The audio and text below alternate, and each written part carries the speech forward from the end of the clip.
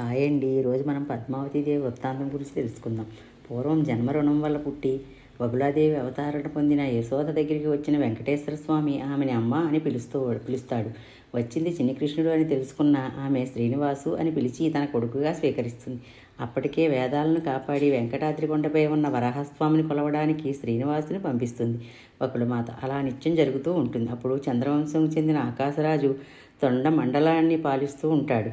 అతనికి తొండమాన్ అనే సోదరుడు ఉన్నాడు. ఆకాశరాజుకి వారసులు లేకపోవడంతో యాగం చేయదలిచాడు. యాగంలో భాగంగా పొలం దున్నుతూ ఉండగా ఆ రాజు నాగలి కమలముగా మారింది. ఆ కమలంలో ఒక ఆడ శిశువు కనిపించడం జరిగింది. ఆ శిశువుని తీసుకుని వెళ్ళి రాణికి ఇచ్చాడు.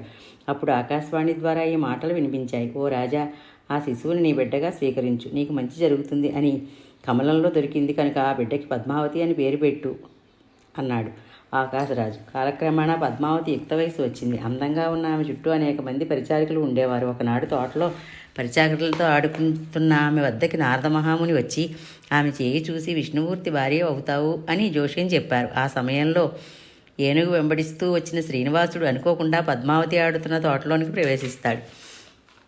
ఏనుగుని చూసి భయపడతారు యువరాణి చెలికత్తెలు. కానీ ఆ ఏనుగు శ్రీనివాసునికి నమస్కారం చేసి వెళ్ళిపోతుంది.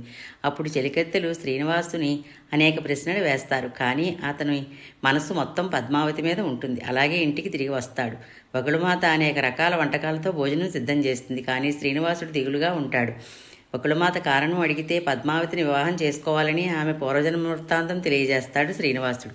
వేదవతి వృత్తాంతం. దేవతల గురువు బృహస్పతి కుమారుడు కుశధ్వజుని కుమార్తె వేదవతి. వేదాలను పఠిస్తూ పుట్టింది కాబట్టి వేదవతి అని పేరు పెట్టారు. వేదవతి దేవతల మునికుమారుల యక్ష కిన్నెర కింపురుష గంధర్వాదుల దృష్టిని ఆకర్షించింది. పెళ్ళాడ వచ్చి వేదవతిని తమకివ్వమని తండ్రిని కుశధ్వజుడిని కోరాడు. ఆమె తను శ్రీమన్నారాయణుడే వివాహమాడాలన్న తన కోరికను చెప్పింది. అది అసామాన్యమైన కోరిక అని చెప్పాడు తండ్రి. తపస్సు చేసి విష్ణుమూర్తిని మెప్పించాలని అన్నాడు. అంతకన్నా నీకు ఇష్టమైన వానిని పెళ్ళాడి సుఖంగా ఉండమని తండ్రి చెప్పబోతే వేదవతి వినలేదు. కూతురి కోరికను మన్నించి గౌరవించి అర్థం చేసుకున్నాడు. అందుకనే ధనుజుడు ఒకడు వచ్చి వేదవతిని కోరితే కాదన్నాడు. కడకు అతని చేతిలోనే మరణించాడు కుశధ్వజుడు. భర్త మరణాన్ని భరించలేని తల్లి మాలావతి దుఃఖం పట్టలేక తను మరణించింది. తల్లిదండ్రులు పోయాక తనకు మిగిలింది ఇక శ్రీమన్నారాయణుడే అని నమ్మి హిమగిరికి చేరి తపస్సు చేయడానికి పూనుకుంది వేదవతి. తన విహారానికి వచ్చిన రావణుడు హిమాలయాల్లో తిరుగుతూ ఆశ్రమాన్ని చూశాడు. ఆ ఆశ్రమంలో తపస్సు చేసుకుంటున్న వేదవతిని చూశాడు. అందాల అతివకు తపస్సు చేయాల్సిన అగత్యం ఏమొచ్చిందా అని వేదవతి తపస్సును భంగం చేసి మరీ అడిగాడు. నారాయణుడి కన్నా తనే గొప్ప అన్నాడు. అయినా నారాయణుడనే పెళ్లాడుతానన్నది వేదవతి. తిరస్కారాన్ని భరించలేని రావణుడు ఆమె జబ్బ పట్టుకుని ఈడ్చుకు వెళ్ళబోయాడు. గట్టిగా విడిపించుకున్న వేదవతి తన శరీరం అపవిత్రమైనట్లు భావించింది. నువ్వు ఇక మీదటి ఏ స్త్రీనైనా బలాత్కరిస్తే తలపగిలి చస్తావు అని చెప్పించింది. ఇక దేహాంతం ఉండనంది. అయోనిజిగా పుట్టి నిన్ను నీ లంకను సర్వనాశనం చేస్తాను అని శపథం చేసింది. యాగాన్ని సృష్టించుకొని దగ్ధమైపోయింది. అప్పుడు ఆమె ఇలా పలికింది. నేను అబలను, నాకు తపోభంగం కలిగించావు, నన్ను మానభంగానికి గురి చేయాలని చూస్తున్నావు. నా వంటి అబల మూలంగానే మహాబలవంతుడివైన నీకు ప్రాణభంగం కలుగుతుంది.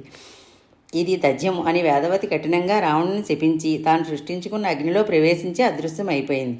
అందుకే రావణుడు అటు పిమ్మట సీత మీద ఆశ కలిగిన ఆమె అంగీకారం కోసం వేచి చూశాడు తప్ప అతని స్వభావం చూపలేదు. రామలక్ష్మణులు లేని సమయంలో గీత దాటిన సీతను తనతో తన దగ్గర ఉన్న వేదవతిని సీతాదేవిగా రావణుడు ముందు ప్రవేశపెడతాడు అగ్నిదేవుడు. సీతను జాగ్రత్తగా చూసుకోమని తన భార్య స్వాహాదేవికి అప్పగిస్తాడు. సీతని విభీషణుడు రామునికి అప్పగించబోయినప్పుడు అగ్ని ప్రవేశం చేయమంటాడు రాముడు. అప్పుడే వేదవతి అగ్నిలోకి మళ్ళీ ప్రవేశం చేసి అప్పుడు అగ్ని దగ్గర ఉన్న సీతతో పాటు బయటికి వస్తుంది. అప్పుడు ఆమె ఎవరన్నది సీత రాముడికి వివరణ ఇస్తుంది. ఆమెను కూడా భాగస్వామిగా స్వీకరించమని సీత రాముని కోరగా అది ఈ జన్మలో సాధ్యం కాదు అని ఆకాశరాజు కూతురు పద్మావతిగా జన్మ తీసుకుని ఉన్నప్పుడు తను శ్రీనివాసుని జన్మ ఎత్తి వివాహం ఆడతానని మాట ఇస్తాడు రాముడు. ఇది జరిగింది వకుళాదేవికి వివరించాడు శ్రీనివాసుడు. ఈ ఆలయంతో మీకు ఉన్న అనుభవాలు కింద కామెంట్ రూపంలో చెప్పండి. వీలైతే ఈ ఆలయ దర్శనం చేసుకోండి.